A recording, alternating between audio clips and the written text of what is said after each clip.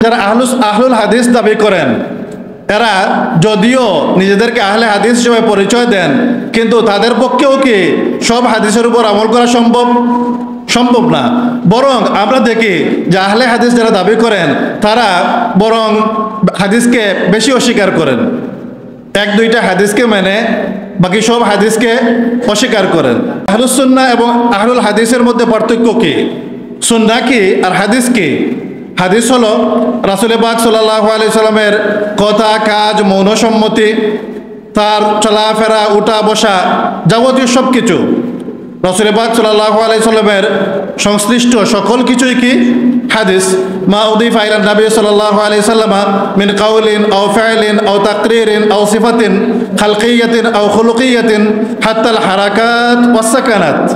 যে রাসূল পাক সাল্লাল্লাহু আলাইহি সাল্লামের কথা, কাজ, মৌন সম্মতি, তার চরিত্রগত বৈশিষ্ট্য, সৃষ্টিগত বৈশিষ্ট্য, এমনকি তার নড়াচড়া, উঠা বসা সব কিছুই হাদিস।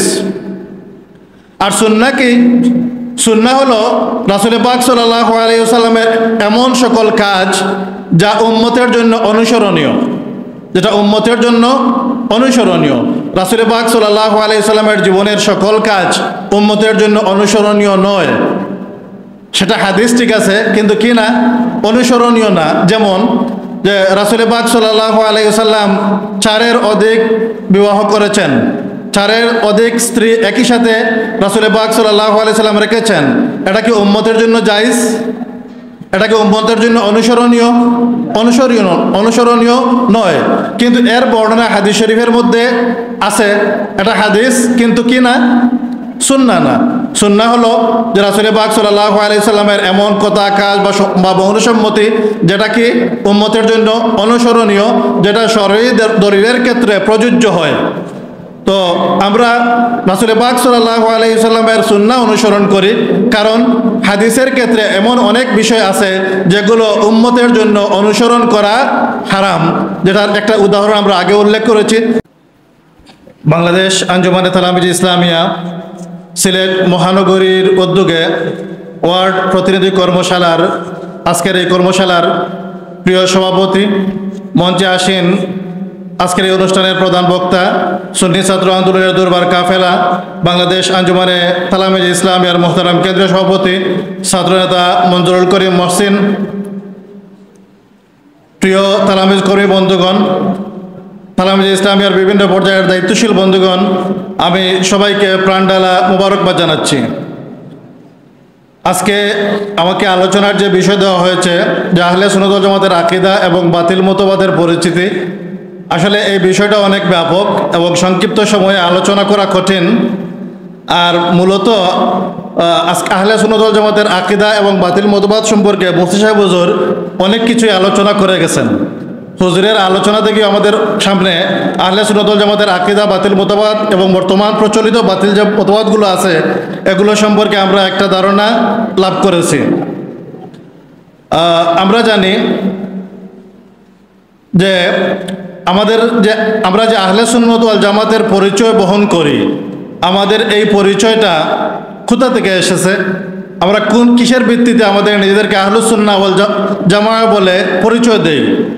এটা হলো যে রাসূল পাক সাল্লাল্লাহু আলাইহি সাল্লামের একটি হাদিসের ভিত্তিতে, যে রাসূল পাক সাল্লাল্লাহু আলাইহি সাল্লাম ইরশাদ করেছেন, বনি ইসরাইল 72 দলে বিভক্ত হয়েছিল আর আমার উম্মত 73 দলে বিভক্ত হবে। এর মধ্যে সকল দলই জাহান্নামে যাবে, একটি দল ছাড়া।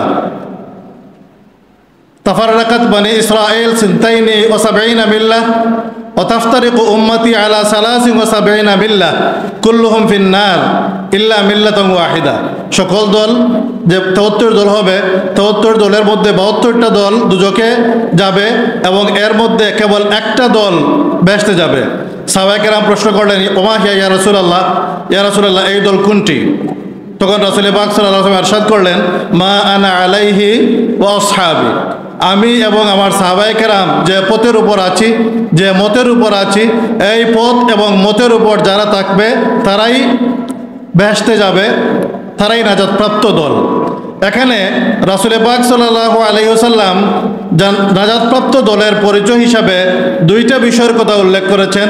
একটা হলো মা আনা আলাইহি, যে আমি মানে রাসূল পাক সাল্লাল্লাহু আলাইহি ওয়াসাল্লাম যে মতের উপর আছেন, রাসূল পাক সাল্লাল্লাহু আলাইহি সাল্লাম যে নীতির উপর আছেন, যে মতের উপর আছেন, সেই নীতি মতের উপর যারা থাকবে তারা হলো কি আহলুস সুন্নাহ। আর আরেকটা হলো ও আসহাবি, এবং আমার সাহাবায়ে কেরামের জামাত যেই মত, যেই নীতি, যেই পথের উপর থাকবে, সে পথের উপর যারা থাকবেন তারা হলেন কি আহলুস সুন্নাহ ওয়াল জামাআহ। এর ভিত্তিতে আমাদের পরিচয় আমরা বলি আহলুস সুন্নতি ওয়াল জামাআহ। আহলুস সুন্নাহ মানে যারা রাসূল পাক সাল্লাল্লাহু আলাইহি সাল্লামের সুন্নাহকে অনুসরণ করেন, ওয়াল জামাআহ এবং মুসলিম জামাতবদ্ধ হয়ে থাকেন, সাহাবায়ে কেরামের জামাতকে অনুসরণ যারা করেন তারা হলেন আহলুস সুন্নাহ ওয়াল জামাআহ। বর্তমান সময়ের সালাফিগণ বা এই ধারার মানুষ যারা, তারা কথায় কথায় শেখ ইবনে তাইমিয়ার বক্তব্যকে উদ্ধৃতি হিসেবে পেশ করেন। আহলে সুন্নাত ওয়াল জামাতের পরিচয় সম্পর্কে শেখ ইবনে তাইমিয়াও বলেছেন যে যারা সুন্নাহর অনুসরণ করেন এবং সাহাবায়ে কেরামের জামাতের অনুসরণ করেন তারাই হলেন আহলুস সুন্নাহ ওয়াল জামাআহ। সুফিয়ান ইবনে উয়াইনা রাদিয়াল্লাহু তাআলা তাবিঈ, তিনি বলেছেন যে আহলুস সুন্নাহ কারা, যে হুমুল্লাযিনা ইত্তাবাউ সুন্নাতা রাসূলিল্লাহি সাল্লাল্লাহু আলাইহি ওয়াসাল্লাম কুল্লা হিনিন ওয়া মাকান। যে আহলে সুন্নাহ ওয়াল জামাআহ হলেন তারা যারা প্রত্যেক সময়ে সকল ক্ষেত্রে রাসূল পাক সাল্লাল্লাহু আলাইহি ওয়াসাল্লামের সুন্নাহকে অনুসরণ করেন। মুফতি সাহেব হুজুর ওনার আলোচনার মধ্যে বলেছেন যে চার মাযহাবই হলো আহলুস সুন্নাহ ওয়াল জামাতের অন্তর্ভুক্ত। হানাফি, শাফিঈ, মালিকি, হাম্বলি, চার মাযহাবই আহলুস সুন্নাহ ওয়াল জামাতের অন্তর্ভুক্ত।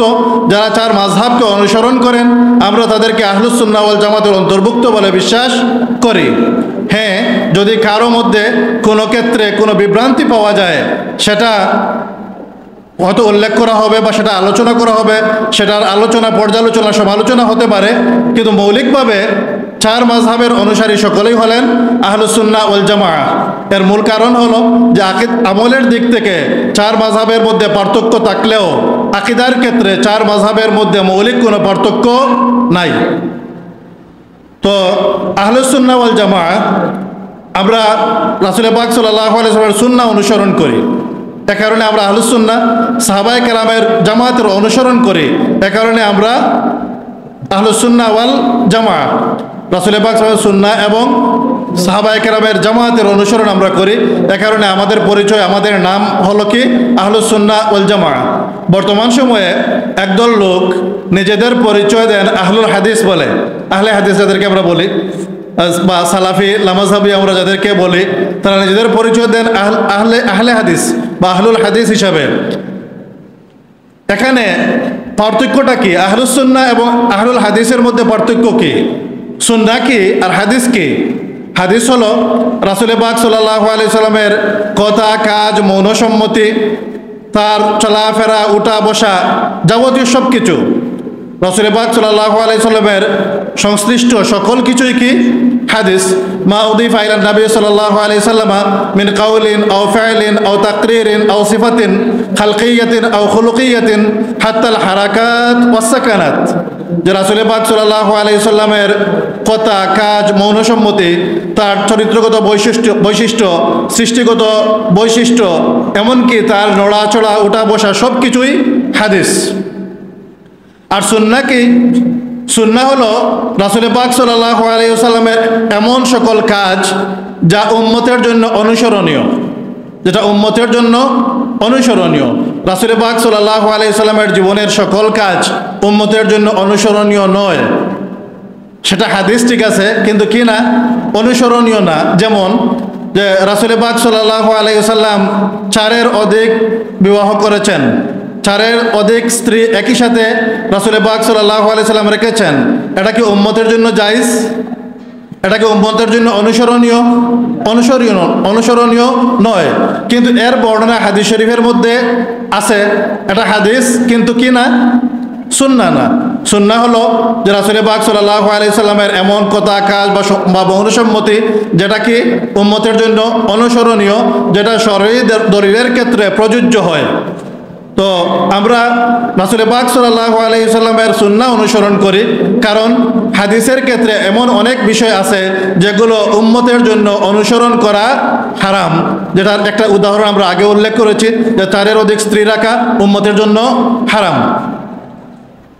তো সুতরাং যারা আহলুল হাদিস দাবি করেন, এরা যদিও নিজেদেরকে আহলে হাদিস হিসেবে পরিচয় দেন, কিন্তু তাদের পক্ষেও কি সব হাদিসের উপর আমল করা সম্ভব না।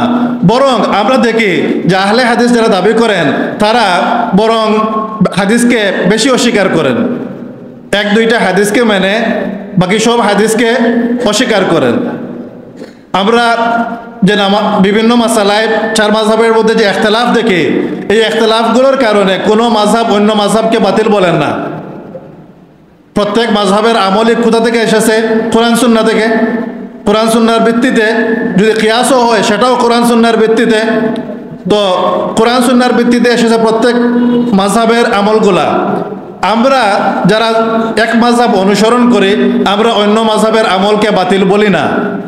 কিন্তু লামাযহাবী বা আহলে হাদিস যারা, তারা যে আমল অনুসরণ করে এর বাইরের সকল আমলকে কি করে? বাতিল মনে করে। তখন কি হলো যে তারা অন্য মাযহাব যে সকল হাদিসের ভিত্তিতে আমল করছেন সে সকল হাদিসগুলোকে পক্ষান্তরে বাতিল বলছে, তারা সে হাদিসগুলোকে অস্বীকার করছে। আমরা অস্বীকার করছি না, অন্য মাযহাব যে সকল আমল করেন সেগুলোকে আমরা স্বীকার করি। আমরা আমল করি না, কেন করি না? এর মধ্যে অন্যতম একটা কারণ হলো যে আমরা অন্য কোনো দলিলের ভিত্তিতে অন্য মাযহাব যে আমল করছেন আমরা সে আমল করছি না। আমরা যে দলিলের ভিত্তিতে আমল করছি, আমরা আমাদের দলিলকে শক্তিশালী মনে করছি, তাদের দলিলকে আমরা কম শক্তিশালী মনে করছি। আমরা যখন এইভাবে আমল করছি তখন আমাদের এই কর্মপন্থার মাধ্যমে কোনো হাদিসকে কি করা হচ্ছে না? অস্বীকার করা হচ্ছে না। কিন্তু লামাযহাবী বা আহলে হাদিসরা যে কর্মপদ্ধতি অনুসরণ করে এর মাধ্যমে তারা কিন্তু বিশাল সংখ্যক হাদিসকে অস্বীকার করে ফেলে। তো আমরা আহলে সুন্নাত ওয়াল জামাতের বিপরীতে অনেক বাতিল মতবাদ রয়েছে। আমরা হাদিস শরীফের বর্ণনা অনুযায়ী পেয়েছি বাতিল মতবাদের সংখ্যা কত? 72। বাতিল মতবাদের সংখ্যা হলো 72।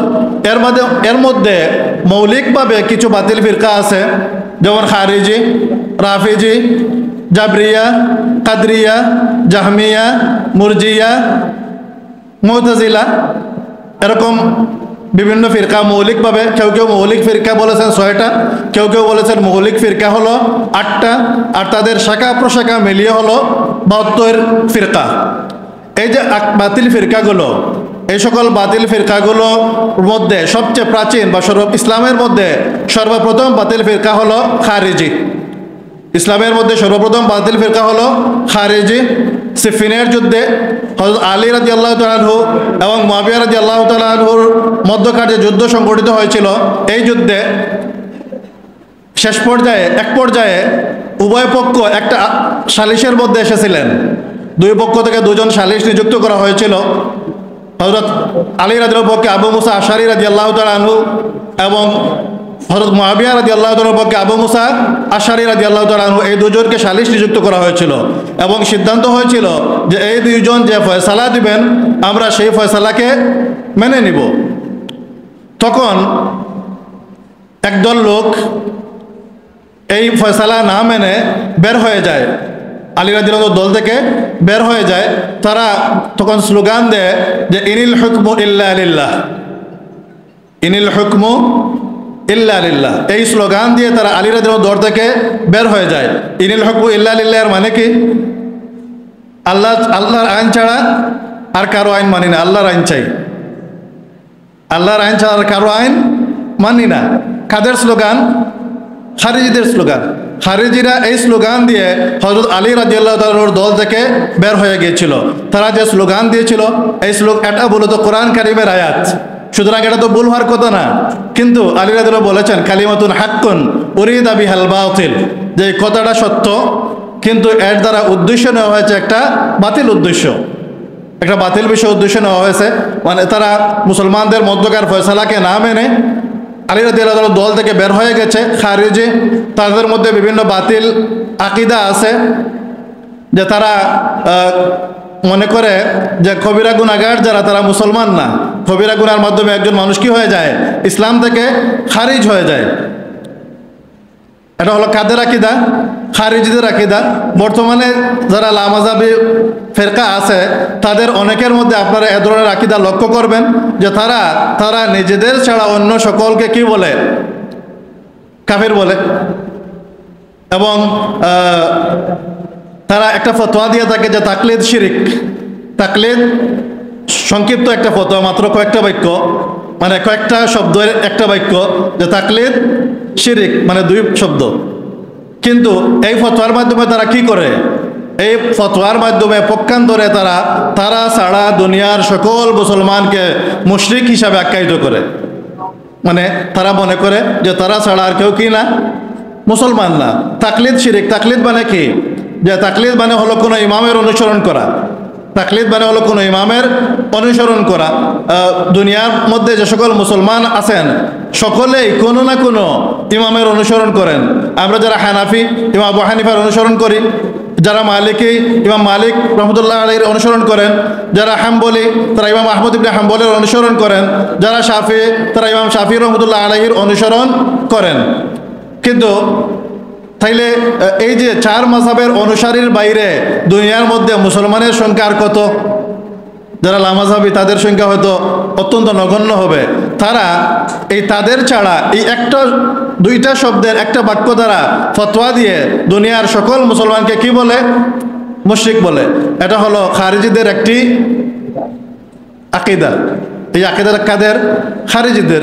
তারা মনে করে তারা ছাড়া বাকি সকল মুশরিক, এবং তারা কাফিরদের শানে পবিত্র কোরআনে যে সকল আয়াত এসেছে সে সকল আয়াতকে মুমিনদের শানে প্রয়োগ করে তারা কবিরা গুনাহগার ব্যক্তিকে কাফির মনে করে। তারা মনে করে যে কেউ কবিরা গুনাহ করলে সে কি হয়ে যায়, ইসলাম থেকে বের হয়ে যায়। তো খারিজিদের কথা বললাম, বা শিয়া রাফিজি যারা, এরাই শিয়া। একই মূলত 2 নাম, একই দল, রাফিদি বা শিয়া। শিয়াদের মধ্যে যারা চরমপন্থী এরা হযরত আবু বকর রাদিয়াল্লাহু তাআলা আনহু এবং ওমর রাদিয়াল্লাহু তাআলা আনহুকে গালিগালাজ করে, এমনকি তাদের কেউ এই 2 জনকে কাফির পর্যন্ত ফতোয়া দেয়। নাউজুবিল্লাহি মিন যালিক। এমনিভাবে অন্যান্য যে সকল বাতিল ফিরকা আছে সকল বাতিল ফিরকার মধ্যে এমন কিছু আকীদা আছে যেসব আকীদা আহলে সুন্নাত ওয়াল জামাতের আকীদার খেলাফ। আমাদের সময় কম, আমরা এই দীর্ঘ আলোচনায় যাচ্ছি না। তো বাতিল আকীদা যারা, বাতিল মতবাদ যারা, এরা বিভিন্নভাবে বিভিন্ন আকীদার বাতবুল আকীদার মাধ্যমে আহলে সুন্নাত ওয়াল জামাতের মৌলিক আকীদার সাথে তারা কি করে, ভিন্ন মত পোষণ করে। এর মধ্যে একটা বাতিল ফিরকা আছে মুশাব্বিহা, মুজাসসিমা। আহলে সুন্নাত ওয়াল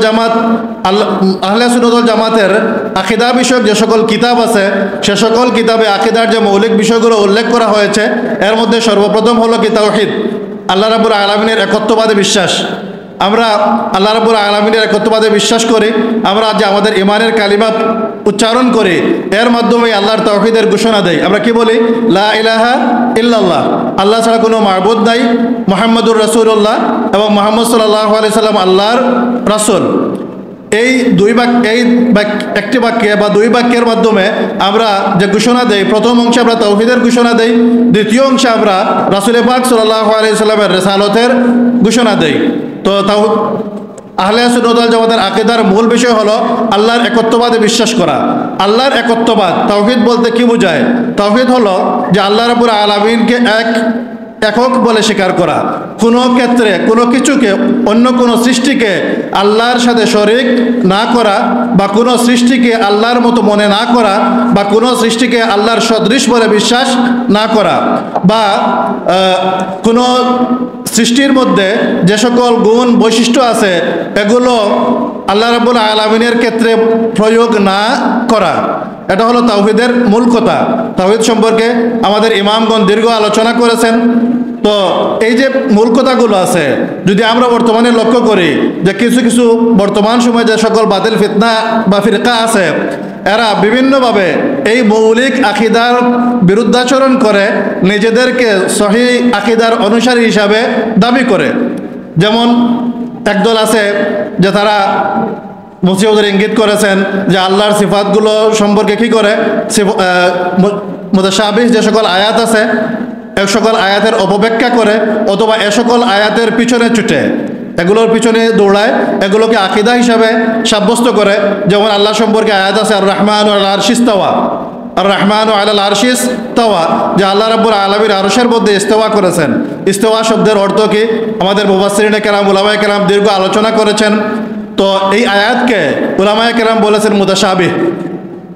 আয়াতকে মুতাশাবিহ। কোরআন কারীমের মধ্যে দুই ধরনের আয়াত রয়েছে, এক ধরনের আয়াত হলো মুহকাম, আর এক ধরনের আয়াত হলো মুতাশাবিহ। মুহকাম আয়াত যেগুলো, এগুলো হলো কোরআন কারীমের মূল বিধিবিধান নেওয়া হবে মূলত কোথা থেকে, মুহকাম আয়াত থেকে। আর মুতাশাবিহ আয়াত যেগুলো, এগুলোর ক্ষেত্রে আমাদের মূল দায়িত্ব হলো এগুলোর প্রতি বিশ্বাস স্থাপন করা। ওয়াল্লাযী আনজালা আলাইকাল কিতাবা মিনহু আয়াতুম মুহকামাতুন হুন্না উম্মুল কিতাবি ওয়া উখারু মুতাশাবিহাত। আল্লাহ রাব্বুল আলামিন বলছেন যে ওয়াল্লাযী আনজালা আলাইকাল কিতাব, আল্লাহ তাআলা আপনার উপর কিতাব নাযিল করেছেন, মিনহু আয়াতুম মুহকামাত, এর মধ্যে কিছু আয়াত আছে মুহকাম সুস্পষ্ট, ওয়া উখারু মুতাশাবিহাত। তাহলে আয়াত কোরআন কারীমের ভাষ্য থেকে আমরা পাচ্ছি যে কোরআন কারীমের আয়াত হলো দুই ধরনের, কিছু আয়াত হলো মুহকাম, কিছু আয়াত হলো মুতাশাবিহ। মুহকাম যেগুলো, যে আয়াতগুলো মুহকাম বা সুস্পষ্ট, এগুলো হলো উম্মুল কিতাব, কিতাবের মূল। আর মুতাশাবিহ যেগুলো, এগুলো কি, এগুলোর বিষয়ে আল্লাহ বলছেন ফাআম্মাল্লাযীনা ফী কুলূবিহিম যায়গুন ফায়াত্তাবিউনা মা তাশাবাহা মিনহু ইবতিগাআল ফিতনাতি ওয়া ইবতিগাআ তা'ওয়িলিহি ওয়া মা ইয়ালামু তা'ওয়িলাহু ইল্লাল্লাহ। যে মুতাশাবিহ আয়াত যেগুলা, এগুলার বিষয়ে যে ফাআম্মাল্লাযীনা ফী কুলূবিহিম যায়গুন, যাদের অন্তরের মধ্যে বক্রতা রয়েছে, যাদের অন্তরের মধ্যে কি রয়েছে, বক্রতা রয়েছে, ফাআম্মাল্লাযীনা ফী কুলূবিহিম যায়গুন ফায়াত্তাবিউনা মা তাশাবাহা মিনহু, তারা মুতাশাবিহ আয়াতের পিছনে ছুটে, তারা মুতাশাবিহ আয়াতের অনুসরণ করে। কিসের জন্য? ইবতিগা আল ফিতনা, ফিতনা উদ্দেশ্যে, ইবতিগা তা'ওয়িলি, এবং অপব্যাখ্যার উদ্দেশ্যে। তো এরা ফিতনার উদ্দেশ্যে যারা মুতাশাবিহ আয়াতের পিছনে ছুটে, মুতাশাবিহ আয়াতের অনুসরণ করে, মুতাশাবিহ আয়াত থেকে আকীদা সাব্যস্ত করে, মুতাশাবিহ আয়াত থেকে আল্লাহর অঙ্গ প্রত্যঙ্গ আকার আকৃতি ইত্যাদি সাব্যস্ত করে, আল্লাহ রাব্বুল আলামিনের ভাষায় তাদের অবস্থা কেমন? ফি কুলুবিহিম যায়গুন, যে তাদের অন্তরে কি রয়েছে, বক্রতা রয়েছে। এই আয়াত থেকে আমাদের প্রতি সুস্পষ্ট নির্দেশনা যে আমরা কি করব না, মুতাশাবিহ আয়াতের পিছনে ছুটব না, মুতাশাবিহ আয়াতের অনুসরণ করব না। এগুলোর ক্ষেত্রে আমাদের করণীয় কি? ওয়া মা ইয়ালামু তা'ওয়িলাহু ইল্লাল্লাহ, এগুলোর ব্যাখ্যা আল্লাহ ছাড়া কেউ জানেন না। এগুলোর ব্যাখ্যা মর্মকে আমরা আল্লাহর উপর ন্যস্ত করব, এগুলোর মর্ম ব্যাখ্যা উদ্ঘাটনে আমরা যাব না। আর ওয়াররাসিখুনা ফিল ইলমি ইয়াকুলুনা আমান্না বিহি, আর যারা জ্ঞানে সুগভীর তারা বলে যে আমরা কি করলাম, এগুলোর উপর ঈমান আনলাম। তাইলে জ্ঞানী যারা, তাদের জন্য করণীয় বা আমাদের জন্য করণীয় হলো এগুলোর উপর কি করা, ঈমান আনা। কোরআন কারীমের যে সকল আয়াত এসেছে, মুহকাম হোক অথবা মুতাশাবিহ হোক, সকল আয়াতের উপর আমরা কি করব, ঈমান আনব। কিন্তু মুহকাম আয়াতের অনুসরণ করব, মুতাশাবিহ আয়াতের অনুসরণ করব না, বরং মুতাশাবিহ আয়াতের উপর আমরা কি রাখব, বিশ্বাস রাখব, ঈমান রাখব। তো মুতাশাবিহ আয়াতের অনুসরণ করতে গেলে অনেক সময় অনেক সমস্যার মুখোমুখি হতে হয়। যেমন একটা আয়াতে বলা হয়েছে আর রহমান আলাল আরশিস তাওয়া, অন্য আয়াতে তো এসেছে ফাইনামা তুআল্লু ফাসাম্মা ওয়াজহুল্লাহ, অন্য আয়াতে এসেছে যে ওয়ানাহনু আকরাবু ইলাইহি মিন হাবলিল ওয়ারিদ। এখন এক এক আয়াত থেকে আল্লাহ রাব্বুল আলামিন সম্পর্কে এক এক ধরনের বর্ণনা পাওয়া যাচ্ছে। কোনটা গ্রহণ করবেন? একটাকে গ্রহণ করবেন আর একটাকে অস্বীকার করবেন, এরকম না। বরং আমাদের ক্ষেত্রে এখানে আমরা এই যে আগের আয়াত উল্লেখ করেছি, সেই আয়াত থেকে যে মূলনীতি পেয়েছে যে আমরা মুতাশাবিহ আয়াতের পিছনে ছুটব না, আমরা মুতাশাবিহ আয়াতের উপর ঈমান আনবো আর মুহকাম আয়াতের অনুসরণ করব। মুহকাম আয়াতকে আমাদের জীবনে বাস্তবায়ন অনুসরণ করার চেষ্টা করব। তো এই ফিতনাটা বর্তমান সময়ে অত্যন্ত ছড়িয়েছে, বিশেষত অনলাইনের কল্যাণে বিভিন্ন বক্তার বক্তব্যে, লামাজাবি সালাফি বক্তাদের বক্তব্যে এই বিষয়গুলো আপনারা পাবেন। আমরা এক্ষেত্রে যে মূলনীতি উল্লেখ করতে চাই, যে মূলনীতি ইমাম তাহাবী রহমতুল্লাহি আলাইহি তার আল-আকিদাতুত তাহাওয়িয়ার মধ্যে উল্লেখ করেছেন যে আল্লাহ রাব্বুল আলামিন সৃষ্টির সাথে কিনা সামঞ্জস্যশীল না, লাইসা কামিসলিহি শাইউন, আল্লাহ রাব্বুল আলামিনের মতো কোনো কিছু নয়, এবং আল্লাহ রাব্বুল আলামিন সকল সীমা পরিসীমা, স্থান কাল পাত্র থেকে মুক্ত, আল্লাহ রাব্বুল আলামিন আকার আকৃতি অঙ্গ প্রত্যঙ্গ থেকে মুক্ত। আমরা যদি এই আকীদার প্রতি আমাদের নিজেদেরকে দৃঢ় করে নেই, তাহলে বাতিল মতবাদের কোনো বক্তব্য শুনলেও আমরা তাদের সেই বক্তব্যের উপর কি করব না, কর্ণপাত করব না। তো তাদের বাতিল বক্তব্য আমাদেরকে বিভ্রান্ত করতে পারবে না। আল্লাহ রাব্বুল আলামিন বাতিলদের নানা ভুল বিভ্রান্তি থেকে আমাদেরকে হেফাজত করুন, আমিন। তো আমি আমার আলোচনাকে আর দীর্ঘ করছি না। আসলে আমি এক বিষয়ে আবার আলোচনা শেষ করলাম, আরও আকীদা সম্পর্কে আলোচনা করতে গেলে আরও অন্যান্য দিক, বিভিন্ন দিক আছে। রাসূল পাক সাল্লাল্লাহু আলাইহি সাল্লাম সম্পর্কে আমাদের আহলে সুন্নাত ওয়াল জামাতের মৌলিক আকীদা আছে, সাহাবায়ে কেরাম সম্পর্কে আকীদা আছে, আউলিয়া কেরাম সম্পর্কে আকীদা আছে। যে রাসূল পাক সাল্লাল্লাহু আলাইহি সাল্লাম সম্পর্কে আমাদের মৌলিক আকীদা কি, আমি একটা কথা বলে শেষ করে নেব। আমাদের মৌলিক আকীদা কি? যে রাসূল পাক সাল্লাল্লাহু আলাইহি সাল্লাম আমাদের 10 জনের মতো একজন। কেমন? যে রাসূল পাক সাল্লাল্লাহু আলাইহি সাল্লাম হলেন কি? সৃষ্টির মধ্যে সর্বশ্রেষ্ঠ। রাসূল পাক সাল্লাল্লাহু আলাইহি সাল্লাম হলেন সৃষ্টির মধ্যে সর্বশ্রেষ্ঠ। তিনি নিজে বলেছেন, আনা সাইয়্যিদু ওয়ালাদে আদম, যে আমি হলাম আদম সন্তানদের সর্দার। রাসূল পাক সাল্লাল্লাহু আলাইহি ওয়াসাল্লাম আদম সন্তানদের সর্দার, তিনি সৃষ্টির মধ্যে শ্রেষ্ঠ, তিনি 10 জনের মতো একজন নন। আপনারা বর্তমান সময়ে কিছু কিছু স্কলারদের লেখা পড়লে দেখবেন যে তারা রাসূল পাক সাল্লাল্লাহু আলাইহি ওয়াসাল্লামকে আমাদের 10 জনের মতো একজন মানুষ বলে উল্লেখ করেন। যেমন অধ্যাপক গোলাম আজম সাহেবের লেখা একটা বই আছে, সিরাতুন নবী সংকলন, এখানে তিনি ইসলামে নবীর মর্যাদা নামে একটা প্রবন্ধ এনেছেন। এই প্রবন্ধে রাসূল পাক সাল্লাল্লাহু আলাইহি সাল্লাম সম্পর্কে আলোচনা করতে গিয়ে উল্লেখ করেছেন, এ বিষয়ে পয়লা কথা হলো যে নবী আমাদের 10 জনের মতো একজন মানুষ ছিলেন। এটা কি আহলে সুন্নাত ওয়াল জামাতের আকীদা? নিঃসন্দেহে না। আহলে সুন্নাত ওয়াল জামাতের আকীদা এই বিষয়ে কি? আমাদের মুহাদ্দিস সাহেব হুজুর রারাইর মুহাদ্দিস হুজুর রাহমাতুল্লাহ আলাইহি অত্যন্ত সুন্দরভাবে বলতেন যে রাসূল পাক সাল্লাল্লাহু আলাইহি সাল্লাম সম্পর্কে আমরা কালিমায়ে শাহাদাতের মধ্যে সাক্ষ্য দেই যে আশহাদু আন্না মুহাম্মাদান আবদুহু ওয়া রাসূলুহু, আমরা সাক্ষ্য দিচ্ছি যে মুহাম্মদ সাল্লাল্লাহু আলাইহি সাল্লাম হলেন আল্লাহর বান্দা এবং রাসূল। এখানে রাসূল পাক সাল্লাল্লাহু আলাইহি সাল্লামের দুটো পরিচয় এসেছে।